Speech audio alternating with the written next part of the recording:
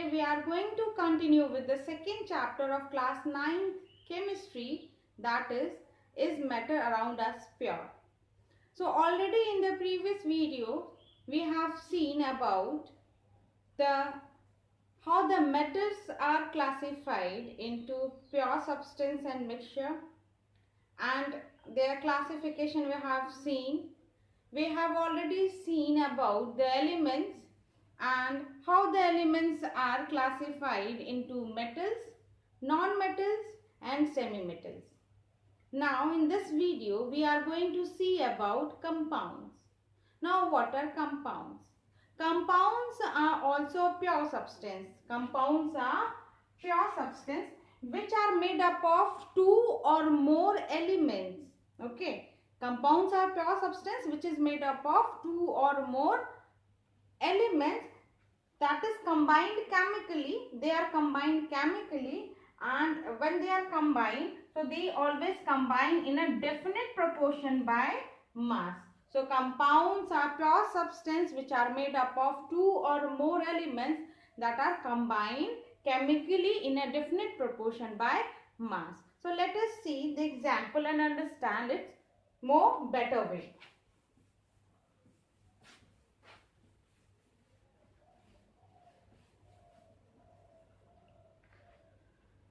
Let's take the example of water.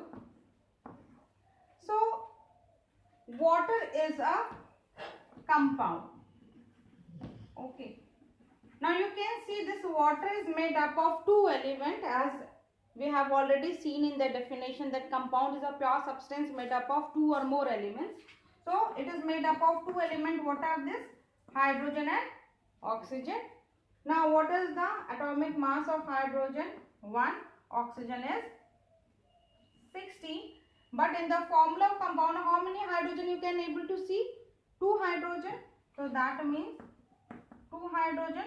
So 2 into you will get 1:8. That means whenever water will be formed from these two elements, hydrogen and oxygen, whenever water will be from these two, so they will always combine in a definite proportion by mass. Let's take the example of carbon dioxide. This is also a compound because it is made up of two elements, carbon and oxygen. Okay, so now let's see. Carbon atomic mass is 12, oxygen is 16, because 2 oxygen is there, that's why it is into 2. So 12 into 32. Okay, so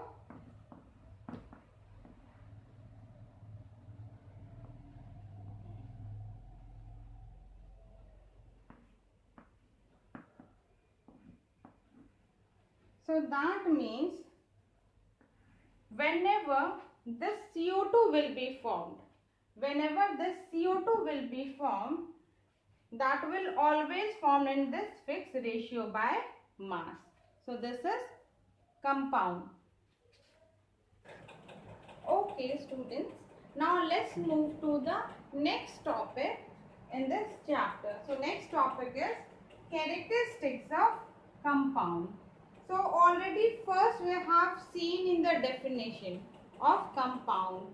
So two or more elements combine chemically. They are combining chemically in a fixed ratio by mass. Already we have seen with the example that what is compound and how two elements are combining in a definite proportion by mass. So already we have seen this. Okay. Now let's see the another characteristic. That compound cannot be separated by any physical means. You cannot separate a compound by a physical means. Let's take the example. When iron react with sulfur, it forms iron sulfide.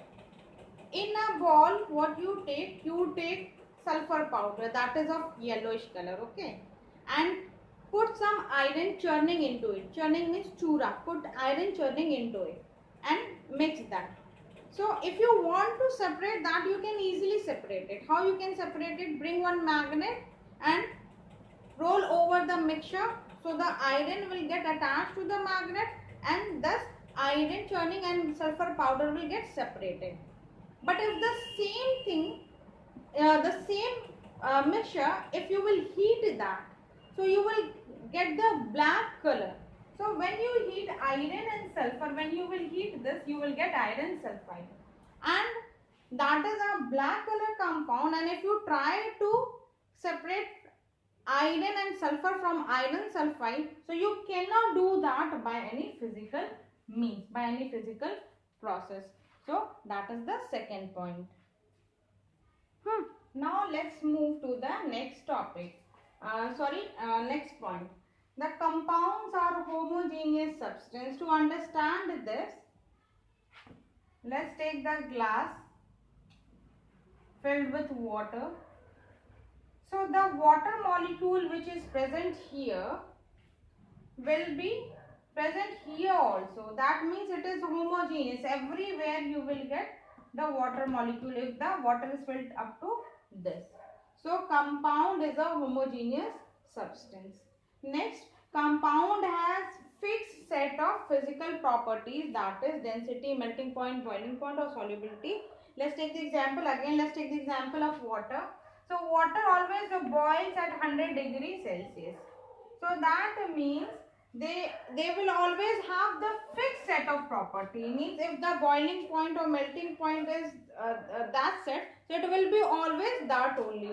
As take the example of water, the boiling point of water is 100 degrees Celsius, so you will take whatever water, so it will boil at 100 degrees Celsius if the impurities are not present in it. Okay students, now next. So students, now let's move to the next points of the characteristic of compound. The properties of compounds are entirely different from the constituent element. That means, let's take the example of, again take the example of water. So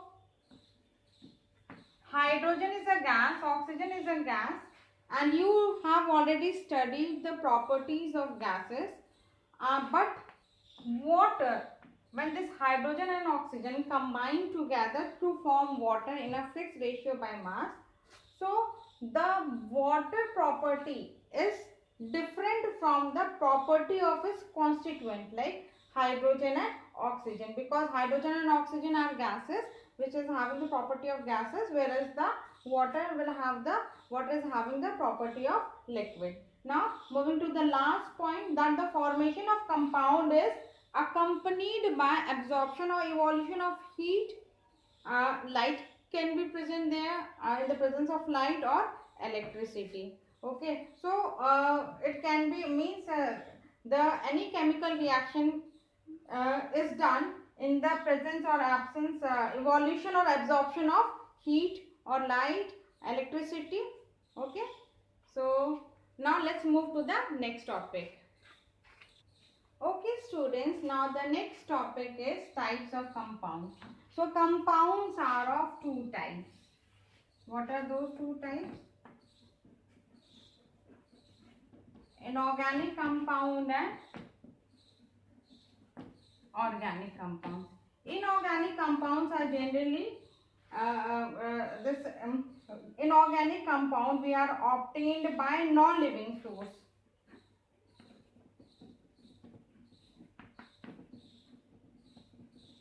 Whereas the organic compound is obtained by living source. This example is chalk only.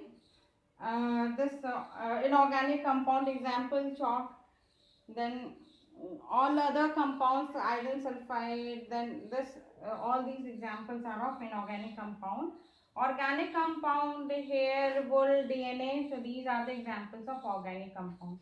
Now compounds can be also classified on the basis of their properties, in the nature of the properties like acid, base and salt, and it is also classified according to the bonds which is present in the compound. So till here, in the next video we will see about mixture. So study, work hard. Thank you class.